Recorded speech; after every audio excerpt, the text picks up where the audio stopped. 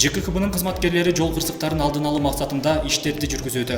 Өлкө аймагында оор жүк ташуучу унааларга жана айыл чарба техникаларынын арткы бөлүгүнө жарык чагылдыруучу элементтер коюлууда. Бул туурасында жол кыймылынын коопсуздугу камсыздоо башкы башкармалыгынан кабарлашты. Маалымдалгандай, мындай иш-чаралар жол кырсыктарынын алдын алуу максатында жүргүзүлүп жатат. Акыркы күндөрү айдоочулар өзгөчө түнкү убакта жолдун жээгинде токтоп турган жүк ташуучу унааларды көрбөй, жол кырсыгына кабылган учурлары себеп болууда. Буга байланыштуу ЖКХБнын айдоочулары унаалардын артыңкы бөлүгүнө жарык чагылдыруучу элементтерди бекитип, жол кырсыктарын алдын алууга чакырат.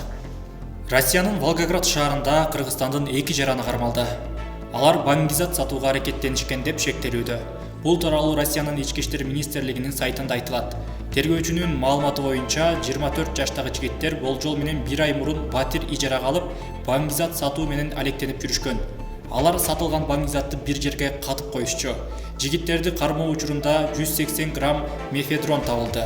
Ошондой эле алардын үйүнөн сатыкка даярдалган 300 граммдан ашуун мефедрон, ошондой эле марихуана табылган.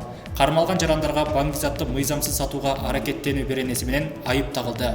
Алар 15 жылдан 20 жылга чейин эркиндигинен ажыратылышы мүмкүн.